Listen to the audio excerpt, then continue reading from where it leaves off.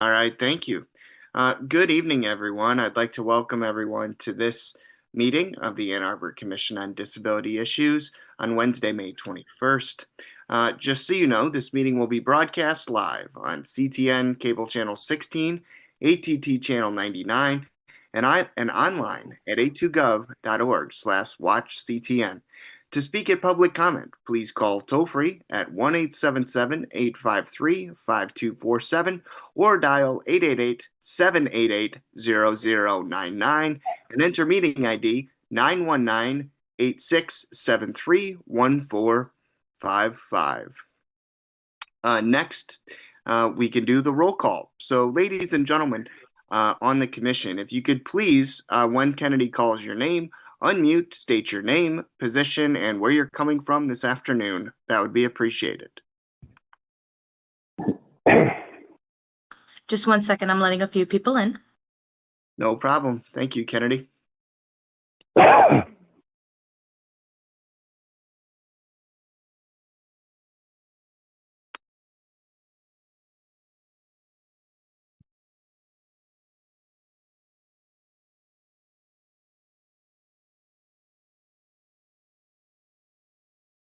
Okay, I think I got everybody. Okay, there we go. All righty.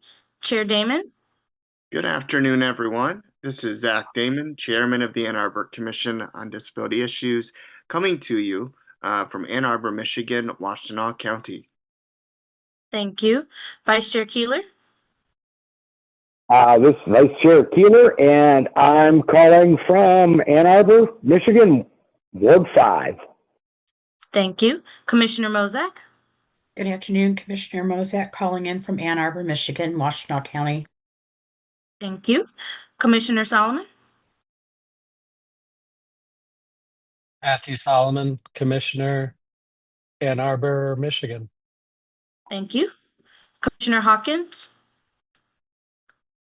Commissioner Gossage. Commissioner Radcliffe.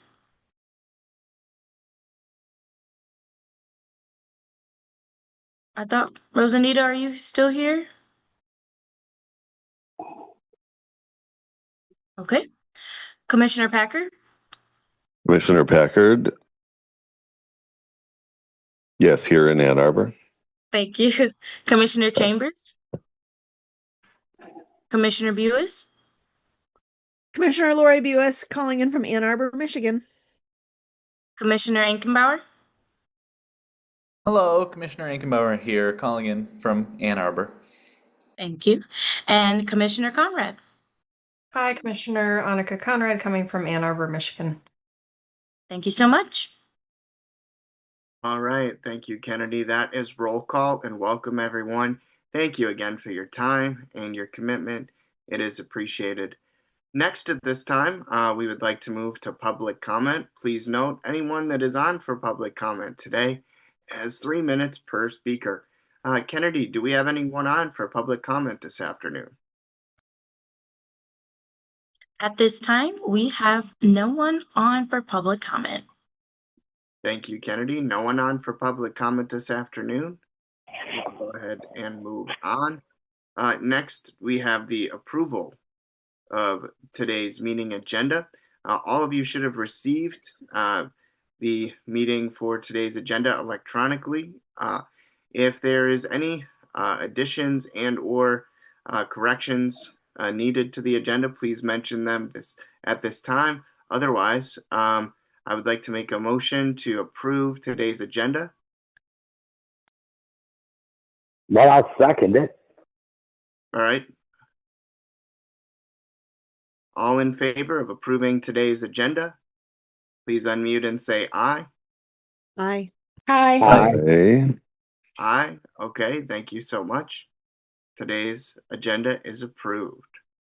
Next, we have the approval of the meeting minutes from our last meeting on March 19th, 2025.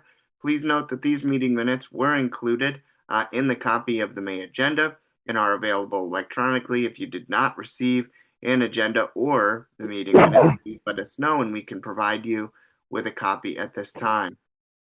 Is there anyone that would like to make a motion to approve the meeting minutes from March 19th? This is Kathleen. I will move to approve. Thank you, Kathleen. Is there a second? I'll second it. All right, Larry seconds. All in favor of approving the meeting minutes from March 19th, 2025, please unmute and say aye. Aye. Aye. Aye. Aye. Thank you. The meeting minutes from March have been approved. Next, we're going to go ahead and move down to the city personnel report with Kennedy. Hi, everyone. I hope you all are doing well. At this time, I do not have any personnel report or updates. However, I do just want to remind folks and commissioners here to please check your emails for announcements and upcoming events. We have a lot of activities coming up, and so I just want to make sure if you do receive the email, if you're able just to send a quick response or let myself or Zach know, or just give a quick reply. That would be greatly appreciated. Also, kind of giving this a shout out to for Partners in Access. When we send out that reminder, if folks could let me know again if they are planning on attending or not. And that's all I have. Absolutely. Thank you, Kennedy. And yes, to echo our boards and commissions staff member Kennedy, yes, we have a lot of great events coming up. So please feel free to attend, and or when we send things out, let us know if you would like more information or would like to come. And then if you guys also come across some things in the community that we're not aware of and you really would like Kodai to know about it or would like our presence, please don't hesitate to send that to myself and or Kennedy, and then we can get that out to the full commission as well. Thank you, Kennedy. Next, we go to the city council update, and I did want to let everybody know that council member Ghazi Edwin, our council liaison, is under the weather right now and could not make the meeting. They did let me know before the meeting today that they could not attend, but they did provide me with a report that I can relay now. So for the city council update, they just appropriated $1 million. City council did to food access and substance use treatment centers and to evictions. City council also just approved an amendment to improve our road safety and transportation safety infrastructure. They said, many pedestrian accidents have happened, and recently a man in a wheelchair was killed crossing Huron Parkway, which definitely is to be considered, something that touches the disability community as well. I did want to let the commission know as well. Unfortunately, our current or our city ADA coordinator, Tracy Bird, she did leave her post recently, and I just wanted to just share to everyone that they did leave, and we're sad to see them go, but they will not be far, and they will still be involved with the disability community, but not from a city government standpoint. That is all the information that I've been given thus far, and that is in this report. As I get more information on that, you guys, I will let you know. And I also did request that we be a part of that particular hire process going forward. Also, in the city council update, there were 45 new accessible parking spaces being added by the Downtown Development Authority, and that is being looking to be done by the end of spring and or summer. So that is the city council update from our council liaison, Aisha Ghazi Edwin. And thank you to Councilmember Edwin for providing that report. All right. Next, we move on to the special presentation portion of our meeting. First off, I would like to welcome Dominic and his colleagues from College Pads, and I want to thank them so much for all the work that they are doing. Gentlemen, welcome, and the floor is yours. Hey, everybody. Thanks for having us. We were invited to this meeting by Councilwoman Ghazi Edwin. I think she thought it would be helpful for you all to hear the project that we've been working on with the city for quite some time, because I think it will help your community in a number of ways. And so I'm going to kind of just give you the whole story here because I think it's really helpful for you to hear where we came from and the problems that we're aiming to solve. But firstly, I'll introduce Jeremy Schmidt from my team as well because he'll be helping me out here. Jeremy, if you want to say hi quick. Hey everybody, Jeremy Schmidt. I've been working with Dom on this project since we started talking to Ann Arbor and look forward to digging into this more with you all. So about 13 years ago, Jeremy and I started a company in college to help students find housing. Basically, we identified a problem that students, in particular lower income students, had a really hard time finding housing off campus. And so we built a company to do that. So we built platforms for universities to help them find housing off campus. Fast forward, just to give the fast version of the story, we're partnered with almost every university in the country. The University of Michigan is one of the clients of College Pads, my old company. And there's about 40,000 renters a year that are finding housing on that platform in Ann Arbor today. About a year ago, Jeremy and I started a new company. The problem we aim to solve is that we want to work with cities directly to help disenfranchised renters find better housing. And we believe that the city is the only entity that has the power to create a resource where you can go and find government subsidized affordable housing and market rate affordable housing and many categories within that. And one of those categories is finding accessible housing. And so we created a platform where renters can go and they can see options that they would not see on sites like apartments.com or Zillow, where the focus is to post affordable housing on the site. So about a year ago, I started working with the team in Ann Arbor for the city and council member Aisha Goswin, or Edwin Goswin, I apologize. And we had been working on the project and we worked with the city attorney and the city staff, and we got to the point where the city attorney approved our agreement, and they were moving to basically have it accepted at the council. So we participated in a working session meeting, and we presented to them where the next step was to have final approval at the council meeting. The project with the city ended up being put on the side burner because of concerns that the Renter Commission had. And we never really got the opportunity to answer the concerns of the Renter Commission. And those concerns were that I think the Renter Commission wanted the city to build their own tool and not work with a private company. And the city's response, I believe, to that was that the city has no budget to do that. So cities like Detroit today, they pay about $800,000 a year to have an affordable housing tool for their renters to use. And Ann Arbor does not have that in the budget. And so we came to Ann Arbor with an item that this would not be paid for by the city. It would be paid for by the premium landlords in the market. So meaning the huge properties that pay apartments.com today, and they would subsidize the platform for the affordable housing properties in the market where it would be free for those properties. And so that's basically the platform that we have created. We partnered with 8 cities in Wisconsin so far to prove this concept out. So from Kenosha, Wisconsin to Milwaukee County in Wisconsin, we have done this with. We've had great success. We think if we launch this in Ann Arbor, we'd have tens of thousands of renters use it. It would be hosted on the Ann Arbor domain. It would use the city of Ann Arbor's logo. And again, we'd go out and we'd get all the landlords in the market to post their properties, from the landlords with a single family home all the way up to the corporate complexes, and all the subsidies that a renter could search for.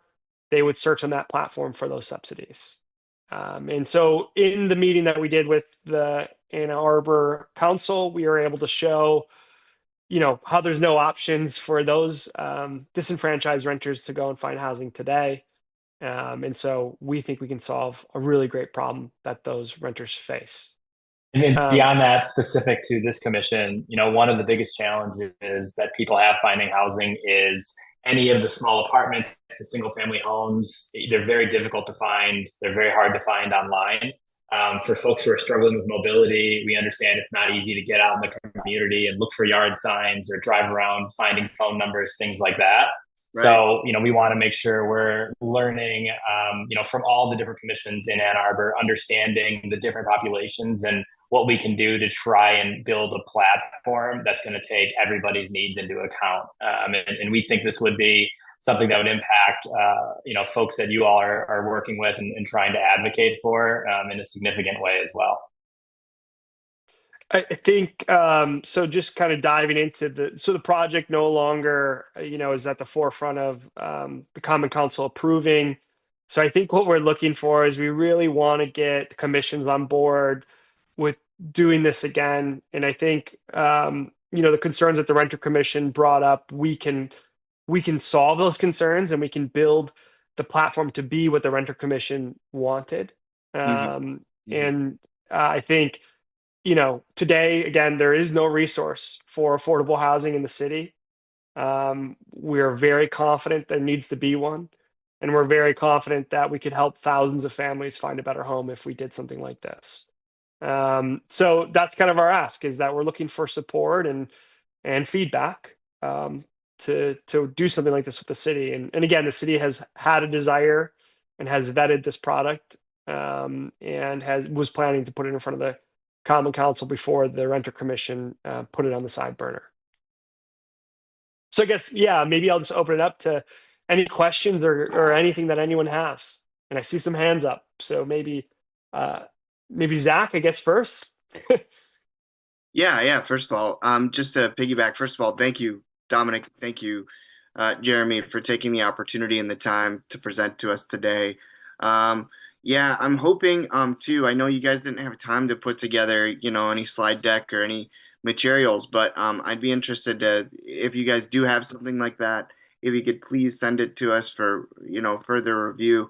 I'd really like to see that as well. But I think both of you bring up great points. Where do you find a database for affordable housing in Ann Arbor? But then most importantly, Dominic and Jeremy, I think what you touched on, in my opinion, that impacts our commission quite heavily is, where do you find accessible housing, and how do you find those particular resources in our city for accessibility, where you're looking at apartment complexes that are wheelchair friendly, that have automatic doors, that have elevators, things of that sort that make accessibility on the forefront of a prospective renter or a prospective resident with a disability, and can give them confidence and reassurance. So thank you both for having this on your forefront of thought as you go forth with your business model and with your company. And I am just excited to hear about this. But we do have some other questions, Kennedy.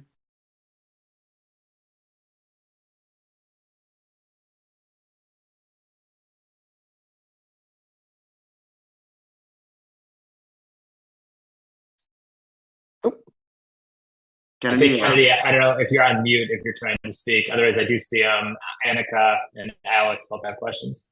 All right, sure.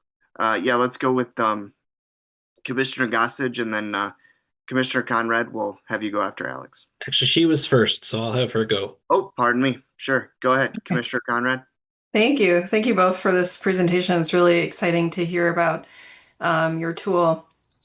I'm wondering if you could help me think through the relationship between information about affordable and accessible housing and then availability of affordable and accessible housing. I'm wondering if maybe in some of the cities that you've used this tool already, if you were able to see an increase in people's ability to access that kind of housing. And I'm thinking especially in a place like Ann Arbor that's pretty small and likely has a pretty limited set of affordable and accessible housing, given that it's a pretty high cost of living place. So I'm just wondering if you could speak a little bit to there's the tool, the finding the information, which is really important, but then there's also the availability of that kind of housing and how can the tool kind of help support that?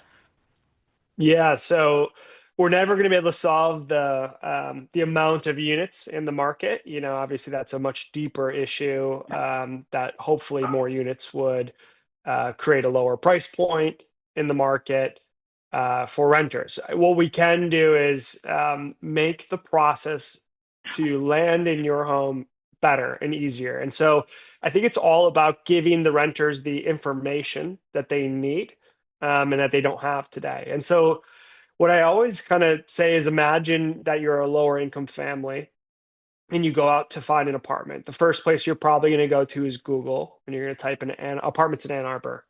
And you're going to land on Zillow or apartments.com typically.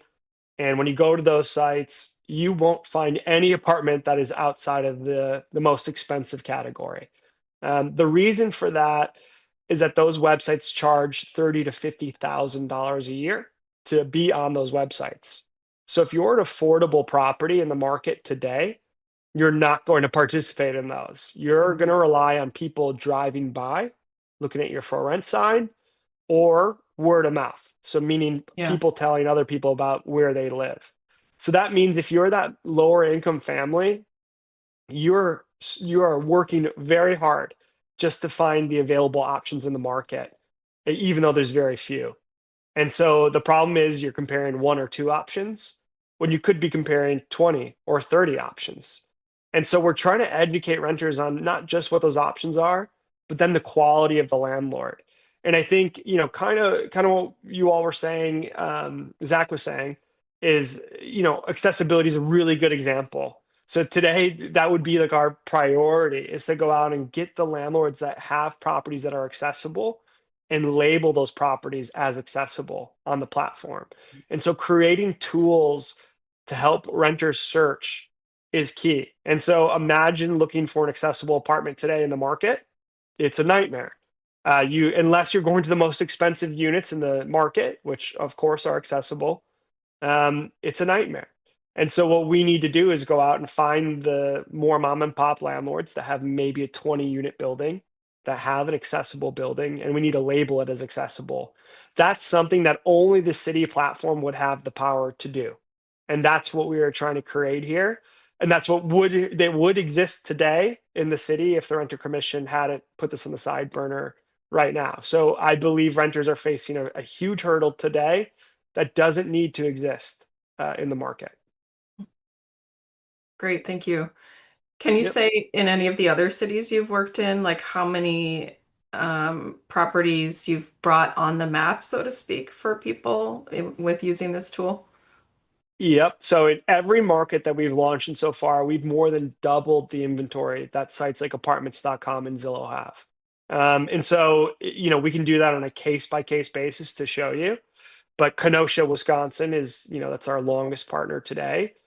If you go and look at Kenosha, Wisconsin, we have double the options of apartments.com. And what you're going to find are the mom and pops. So the single family homes, the duplexes, the 10 unit buildings that do not exist on apartments.com. And the reason is it's free to be on this site for them. It's $30,000 to $50,000 a year to be on apartments.com. So we're going out and we're meeting with those landlords face to face, and we're getting them to participate in the city platform. Great, thank you. Yep. Alex? I have a bunch of questions, so if other folks end up having questions, I'll be happy to stop and come back around. Sure.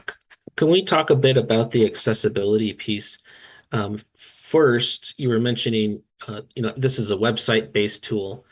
So currently, are you all up to date on, I guess, the new trends and the new accessibility related requirements that are going to be happening not only through ADA, but just in general?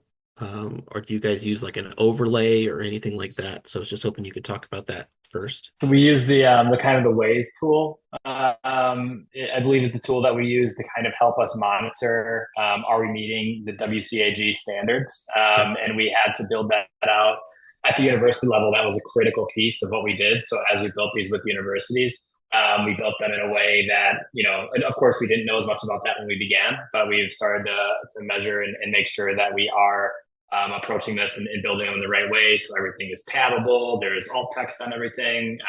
So it's screen reader friendly. There's differential in the colors. So it's not, black on blue or something like that. So we have a tool that we use to measure and make sure that we're achieving the WCAG 2.0. I think it's AAA standard. Okay, fantastic. And then to follow up with that, then what sort of accessibility information would you be collecting on these apartments? Do you have an idea of what that looks like now, or?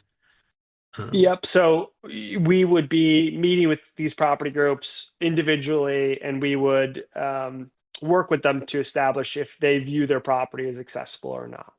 And the key is when someone comes to the platform, we want them to be able to click a filter that says accessible friendly property, and then they will be able to find those properties more easily. So if you go to other sites that are out there today and you click on those filters, again, all you're going to see are the mega apartment buildings in Ann Arbor. And while that's helpful, it's really not great if you're not looking to spend the top tier for your apartment.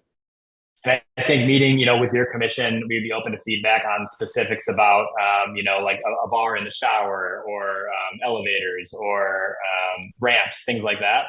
If we could work together to identify some priorities, that's something that we would, as we're onboarding properties, we've done this. We've had different situations for a lot of universities in the past where we've had to take into account a lot of different, preferences that universities had. So we're able to add in the necessary filters to get it either more general or more specific. If you feel like if your team and the commission here feels like there's specifics that would be even better than just having a broad categorization.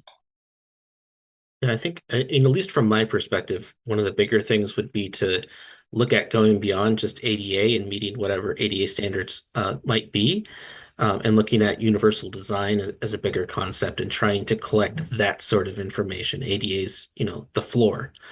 And so that, that's the feedback that I would be looking at, and making sure that it's also not just looking at physical accessibility, that we're taking other disabilities into account.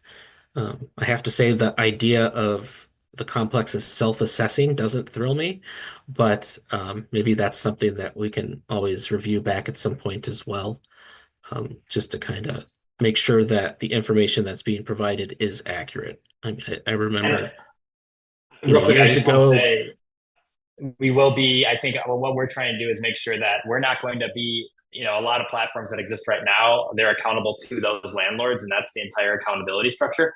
We want to be accountable to the city and the folks in the city. So that's where kind of what you're saying now, I think is very valuable and what we would want to be taking into account. Sorry to cut you off there. I just wanted to make sure. No, I was just going to say, I haven't been in an apartment in many years, but I can remember years ago looking, and I would ask for a wheelchair accessible apartment, and there would be steps into the apartment. And so people's definitions of accessibility are very different, and especially when you give them a fair amount of latitude to say that. So that's a piece would be really important for me. With regard to the geographic range that you would be covering, like how far, would this only be properties within the city of Ann Arbor proper, or would this include townships and other parts of, let's say, the county? For the partnership that we had been working on with the city, it would be for the proper Ann Arbor proper. Okay. The only reason I bring that up is because a lot of the affordable housing is outside of Ann Arbor. And we would look to form more partnerships with the other towns and cities, after the initial. That's what we've done in other cities is we've gotten the small towns and cities around the core city to also partner with us. Okay. And then as far as the information gathering itself, can you just talk about a little bit about that? Like what is getting these apartments? What is it that makes these apartments want to go onto your website and give you all of this information and go through this process with you? It's a very good question. And the reason is because we will get most renters to come through this site. And so we would be launching with the credibility and the domain authority of the city. And so when you search for an apartment in Ann Arbor, it would be one of the top options on Google for that reason. So we have seen this in other cities that most renters will come through this. And so if you're a property group in the market, you're going to want to be on there because we think 9 out of 10 renters will use the city site to find an apartment. And that, 9 out of 10 renters being whether they're searching for accessible, government subsidized affordable, or naturally occurring market rate affordable. Does the site itself, and obviously I need to go on to some of your other sites, but does the site itself look like it's just part of the City of Ann Arbor website pretty naturally, or does it have a lot of your branding on there as well? I'm just curious. It's the City of Ann Arbor's website. So, Jeremy, maybe you could share your screen and show I'm Kenosha. struggling to share. Let me see if I can. Yeah, Give me guys. I mean, unknown. if you can't find anything, I would love to be able to maybe reconnect and once you guys do have materials and maybe things that you can share with us, we can have you come back again and run through that. We're just kind of running tight on time. Okay, sure. Here, but Yep. but yeah, And we'll send we'll send Yeah. out, we'll send the link to everyone from some of our partner cities so you can see an example of it and you can see the tools we've built around all of these things. Oh, here we go. Oh. So this is the City of Kenosha that you're looking at. It's the City of Kenosha logo there. You can see the website. So the Kenosha domain is kenosha.org. It's not a .gov. So it's apartments.kenosha.org. And this is how we do it. So there's a tab for affordable housing. When you click that tab, you'll see all the tools for affordable housing in the market that exist. And we do an eligibility calculator. So we'll show them what subsidies they could qualify for in the market. And there's a lot more filters. I don't want to dive all the way into this because I think we don't have time for it. So Alex, I guess, is there any other questions that you have? Nope, I'm good, I think, right now. Thank you, Okay. guys. Perfect. So yes, in the situation of Ann Arbor, it would have the Ann Arbor logo and it would be the Ann Arbor domain and the Ann Arbor colors. And then we'd go out and we would list all the apartments on there. Sure. And I mean, in terms of accessibility, we don't have time to dive into it now, but I would love to see kind of the accessibility feature there. What you're offering in terms of the accessibility search, kind of what that looks like, what kind of images you show of properties, things of that sort. Yep. So we'll send a follow-up to this as well. But I think the biggest point we wanted to make on this call is that this is something the city really wanted to do. Councilwoman Godwin Edzi really stood by this as well. And we were looking for the support, I guess, of the community to do it. I think the city felt that they lost the support of the community when I think Rosanita in particular didn't want to do it because she wanted to create her own platform or have the city create their own platform. And I think what Aisha was going to say is that they can't do that. The city has been clear they don't have the budget to do that. And so the only road to the city doing this is with a third party doing it. Right. And again, there's cities like Detroit who pay $800,000 a year for sites like what we showed you. And we're giving the city the ability to do this free of charge. And Right. the city attorney, IT, and city staff all approved that and wanted to do that. And the renter commission took that away, basically. And now I think renters in Ann Arbor, they don't have anything to use. And so I believe that renters are going through a lot more struggle than they need to. And I think we could have this up and running in weeks. So that we could help renters quite a bit.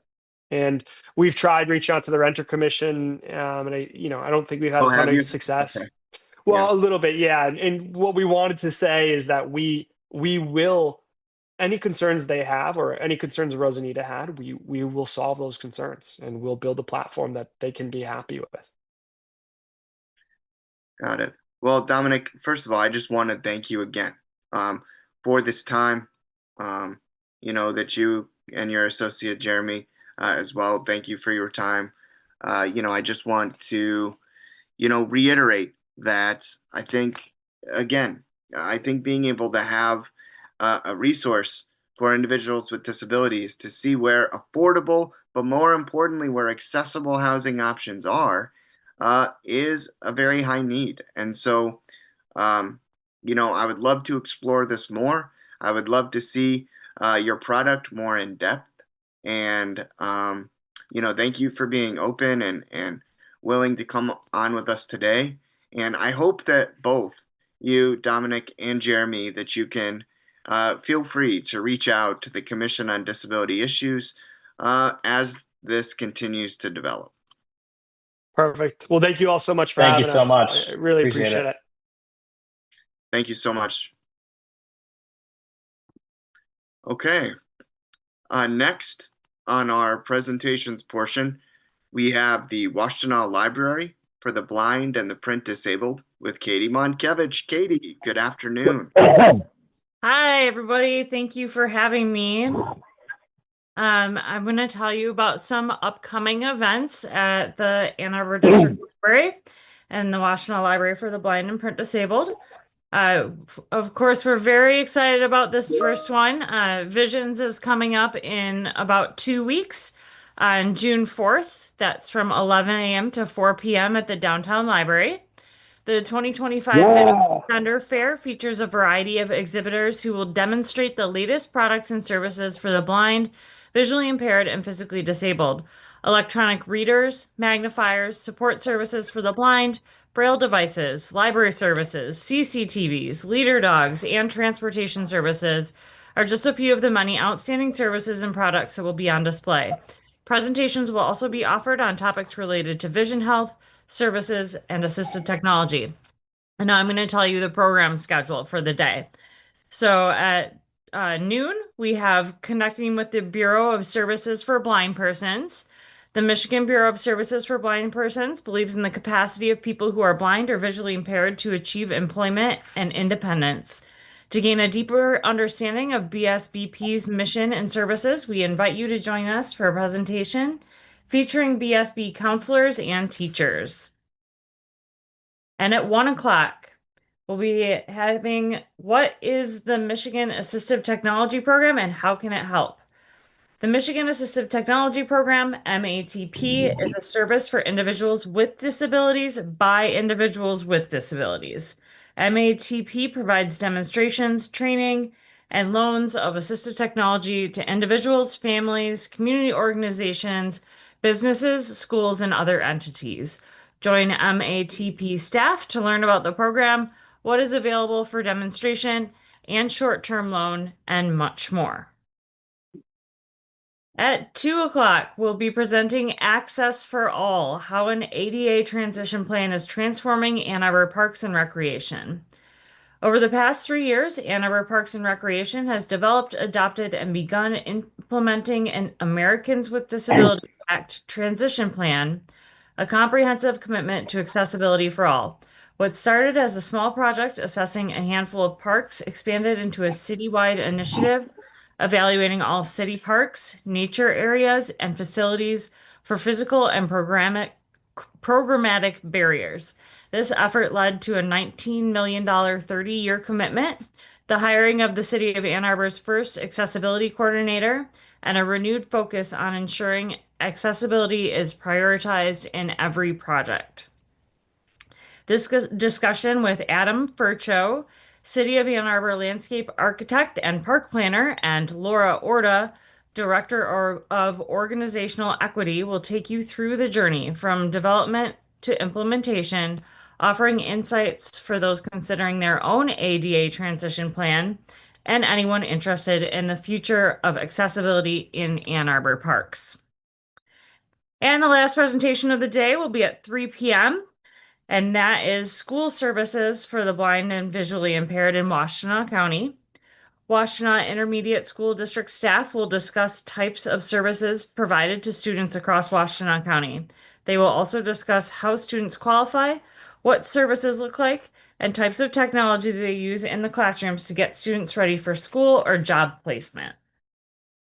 That's everything we're doing on June 4th. We really hope to see everybody there. We're excited about it as usual. We also have an event coming up called The People with Disabilities and Seniors Guide to the Internet. This will be on Monday, June 16th at 10 a.m. at the Traverwood branch. Staff from Disability Network Washtenaw Monroe Livingston will address common questions such as, where does the internet come from? What's the difference between Wi-Fi and mobile data? How do I connect to the internet? Also included will be accessibility tips to make getting online and internet browsing easier. And the library does intend to provide a live stream of this event, and we'll have a recording of it afterwards. So just check the event page prior to the event for additional updates, and we'll have that posted afterwards as well. As usual, potential and current WLBPD patrons can contact us by calling 734-327-4224 or shoot us an email at wlbpd@aadl.org. We can help folks sign up for the service, order books, learn how to download your own books, and lots more. We're always happy to talk to folks. Here's some books that you can find on Bard, which is the Braille and audio reading service where you download books. First one is called The Next Conversation, Argue Less, Talk More by Jefferson Fisher. From a leading communication expert, the definitive book on making your next conversation the one that changes everything. No matter who you're talking to, The Next Conversation gives you immediately actionable strategies and phrases that will forever change how you communicate. Jefferson Fisher, trial lawyer and one of the leading voices on real-world communication, offers a tried and true framework that will show you how to transform your life and your relationships by improving your next conversation.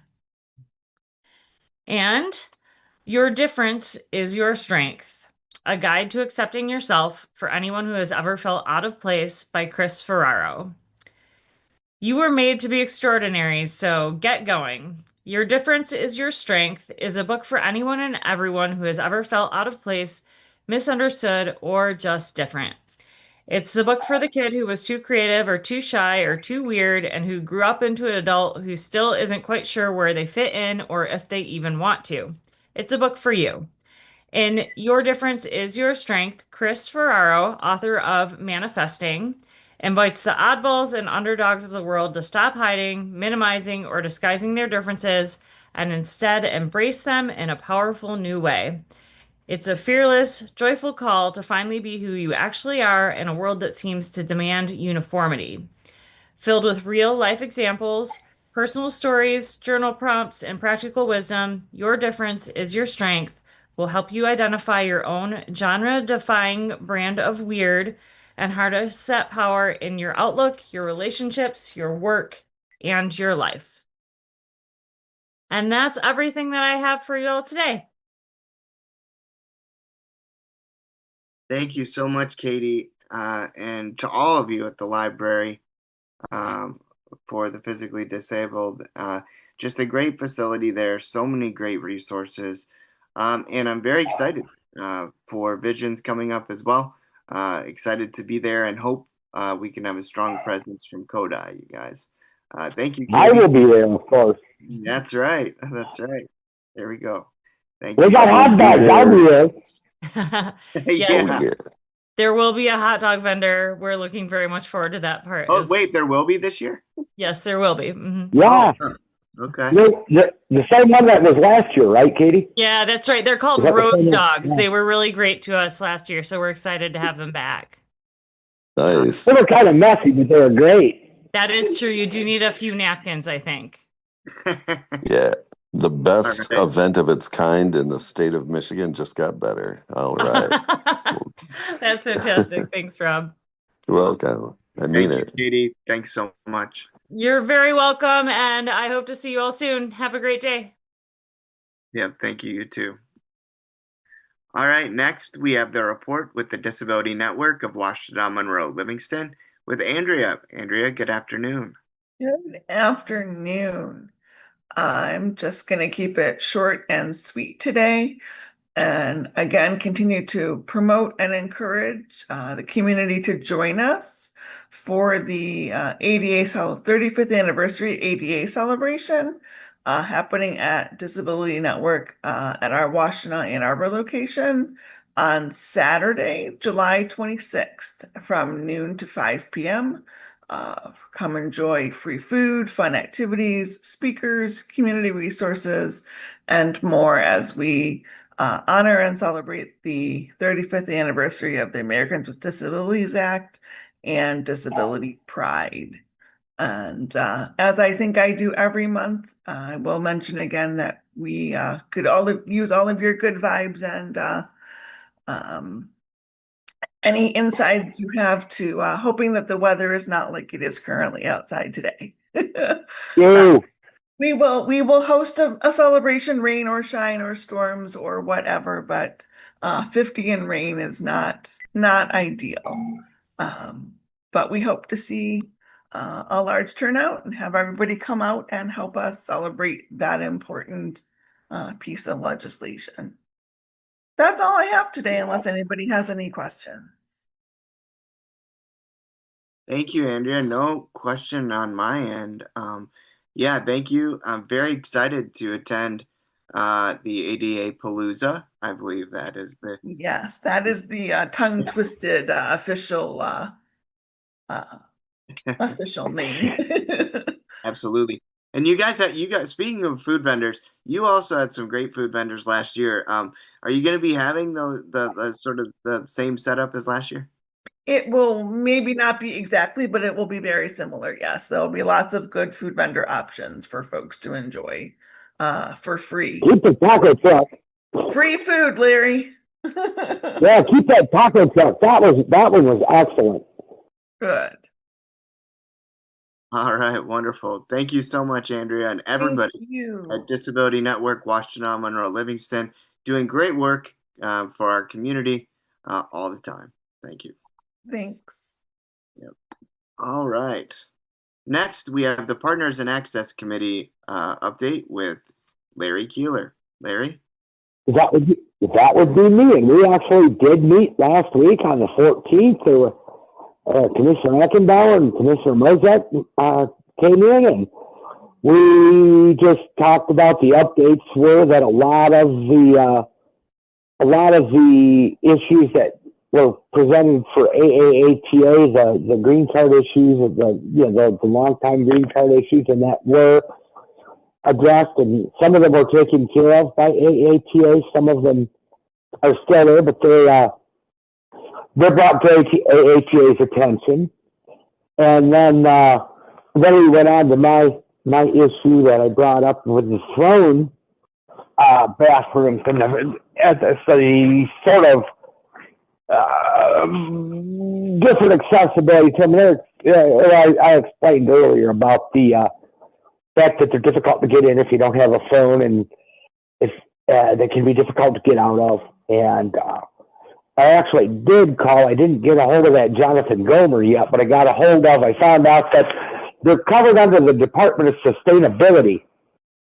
And they called me, and I'm going to get a couple of phone cards and test out the cards and go through there again to make sure, because I might have missed an announcement or two when I was in there because the music's quiet. It's all quiet. They're really nice. But I'm making headway with that, and we also wanted to find an update on the 3rd Street project, or on the steps on 3rd Street, on 3rd and just north of Liberty. And there was a couple of messages sent, and I found out Mr. Ackenbauer and Commissioner Ackenbauer informed me that one of the messages he sent, and I probably got it, but I can't find it, was sent to one of the transportation guys, so I'll mention that again tonight at the Transportation Commission. And unless anybody else had anything to add, I'm finished. Okay, Larry, thank you so much for that update with the Partners in Access Committee. Next, we have the Community Engagement Committee update with Commissioner Rachel Hawkins. Rachel, good afternoon, and the floor is yours. Hi, good afternoon. It's Rachel. Just wanted to provide an update. So I had a message from Melissa Bondi with Ann Arbor Inclusive. So their current episode is with Ann Arbor Adaptive Sports through the university. So that is officially online on YouTube as of about 2 weeks ago. And that was their most recent episode. So more news to come once they have updates on who will be the next organization or person that they feature. Thank you. All right, thank you, Rachel. And yes, a lot of great work being done by the University of Michigan Adaptive Sports and Fitness Program. They had a great University of Michigan wheelchair basketball game. I think it was earlier this year. So great work being done, and look forward to seeing that episode of Ann Arbor Inclusive. Absolutely. And thank you to CTN for that help as well. Next, we have recruiting activity. Larry Keeler. That is me. We have done nothing, but I'm excited that with our visions that we have also used that to pass out flyers and let people know that we do exist, and that we do let them know how to apply and everything. So I think we're going to be doing a little of that next month. And the question I have is how many, do we have any openings yet for the commission? Yeah, that's a good question. Kennedy, do you know offhand?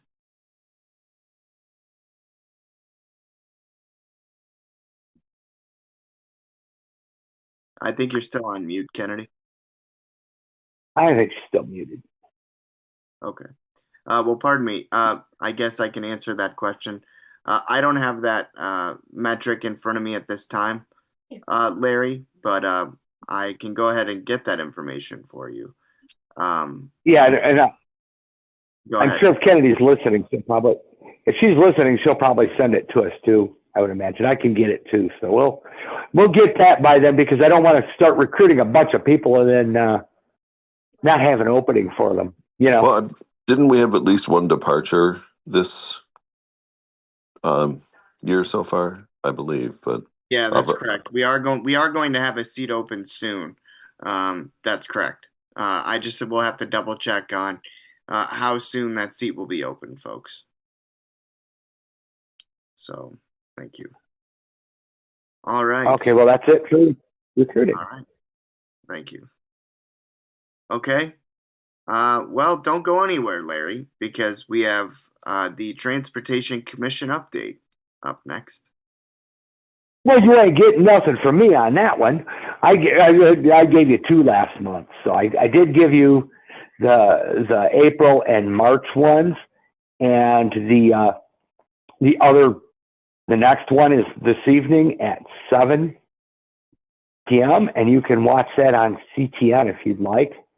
I forget which one, but you can probably go to boards and commissions and find it on the information on the computer if you want to go through there too. But it is on CTN at 7, and I will be asking to see if they have at least put the Third Street project on the waiting list, so we know. I primarily want to know that it's been heard and put on a list. We might not see it done for the next couple of years, but at least if we know it's on the list, we've made some progress. So I'll do that this evening.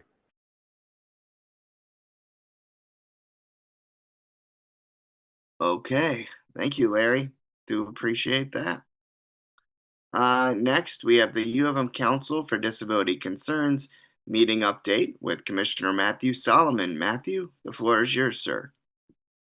So the CFDC met on May the 13th. And just as a reminder, those meetings happen on Zoom and they are open to all.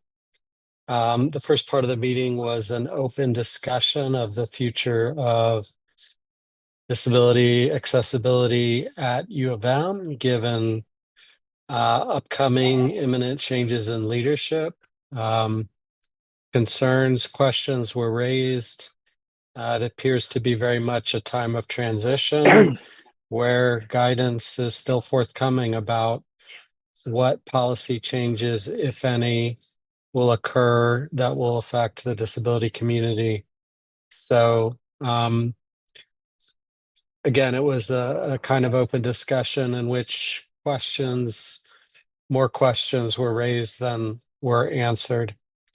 The last part of the meeting was taken up with the discussion of the AAATA survey, which you can also participate in through www.theride-engage.org.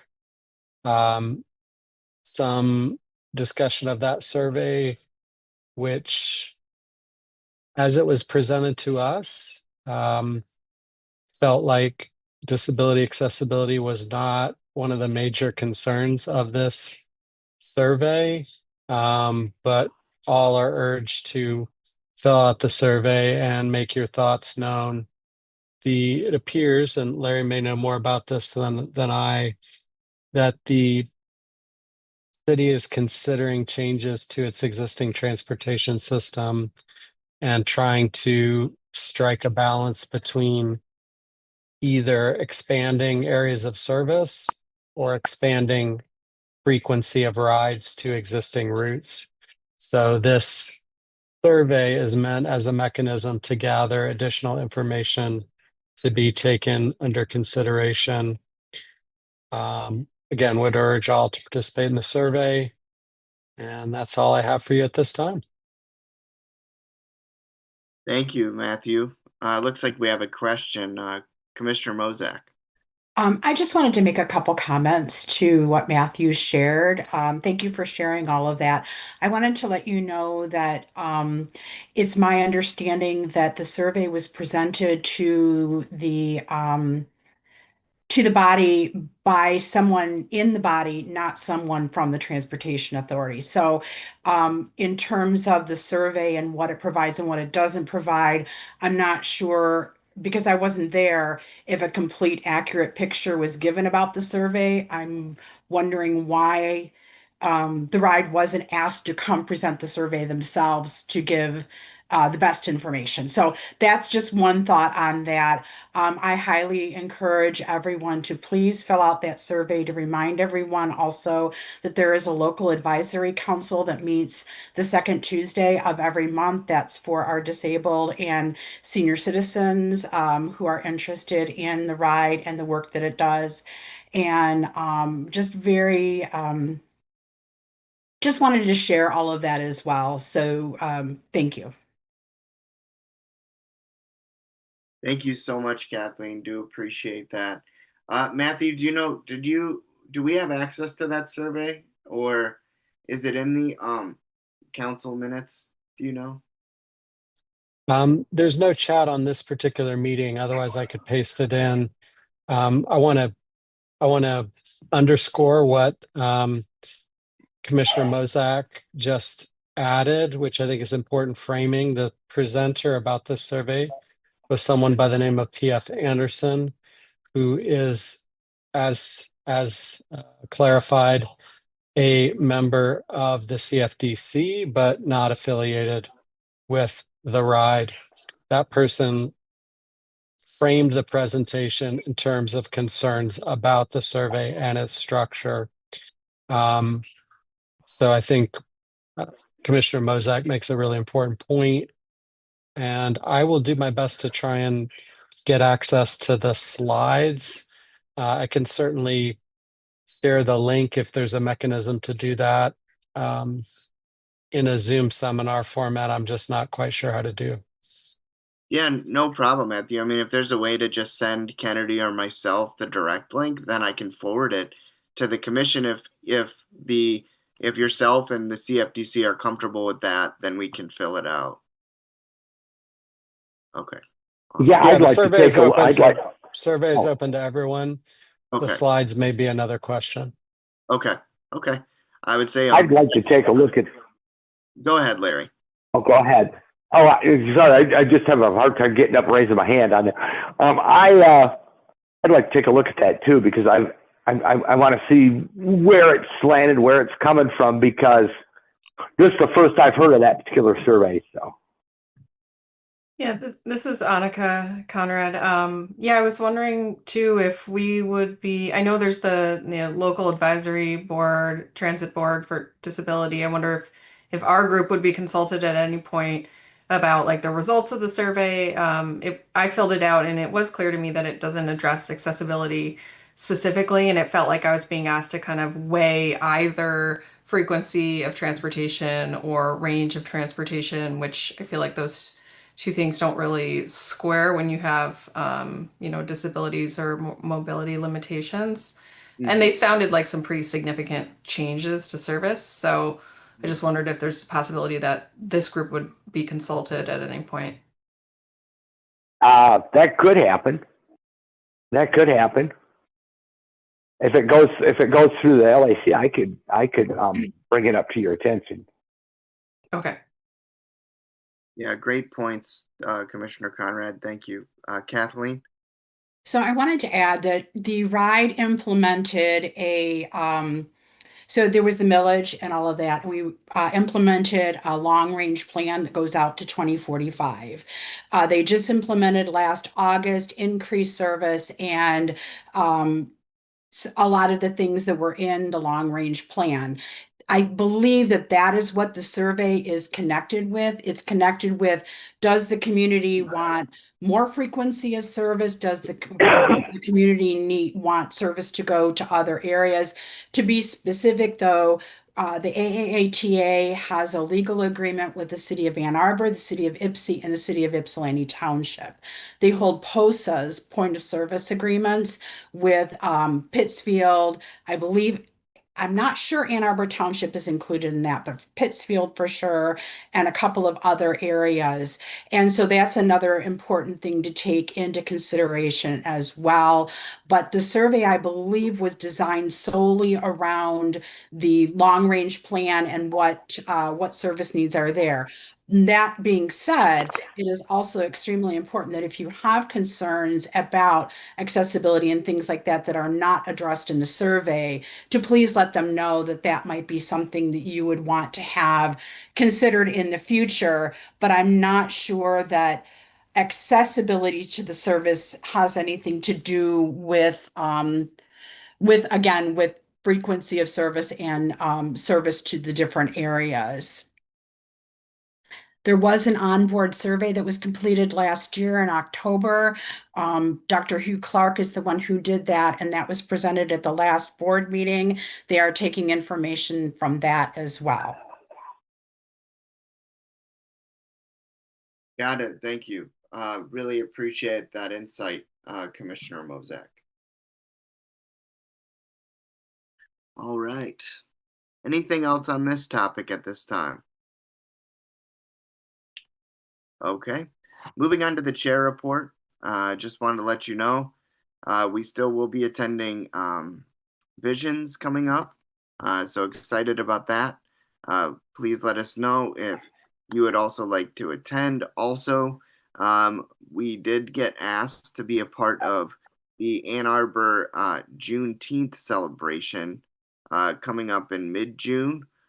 I will plan on being there. I believe it's going to be Kodai will be sharing a table with the Independent Police Oversight Commission as well as the Human Rights Commission. But just wanted to let all of you know that we were asked to join the Juneteenth celebration event as well. That is it for my chair report at this time. I would just say in closing, hopefully all of us can join the ADA Palooza event with Disability Network, Washtenaw Monroe Livingston, coming up in July, on July 26th, and really show our support for that piece of legislation as well as for Disability Network. That is all I have. So moving on to old business. Do we have any old business at this time? I think I have some, or at least some that needs to be clarified. Okay, go ahead. Visions. So did you find that you were supposed to check in, I think, and find that if our flyers are still there and everything to set up our table?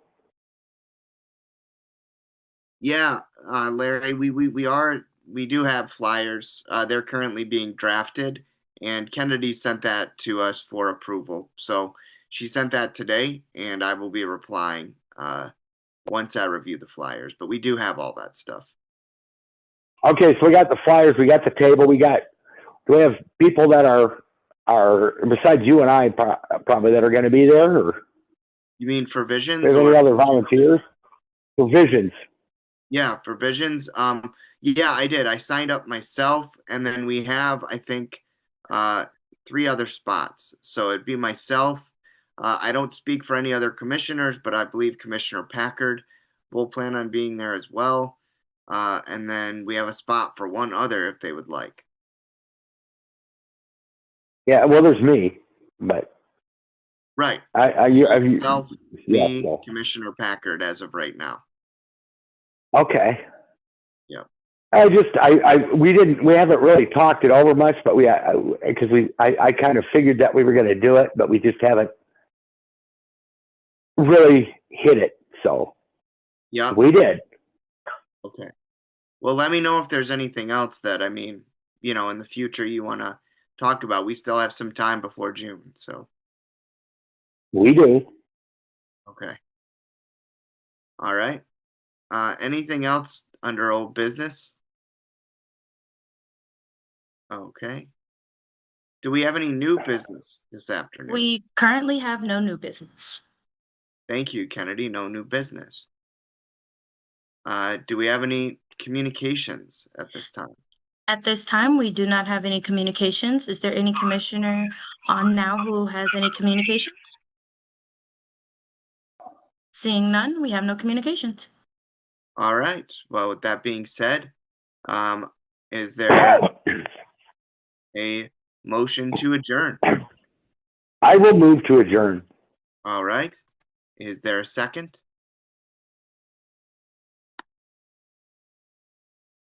Well, I'll second. All right. Thank you. Thank you, Commissioner Everybody wants to keep on doing it. Guys, we're here to do business and discuss things. So as long as there are things to discuss, great. But if not, no worries. Thank you, Commissioner Ankenbauer, for the second. All in favor of adjourning today's Commission on Disability Issues meeting at 5:08 p.m. Please unmute and say aye. Aye. All right, everybody. Our meeting is adjourned. Thank you so much to the City of Ann Arbor, the Community Television Network, and all of you for your time and commitment. And we will see you next month.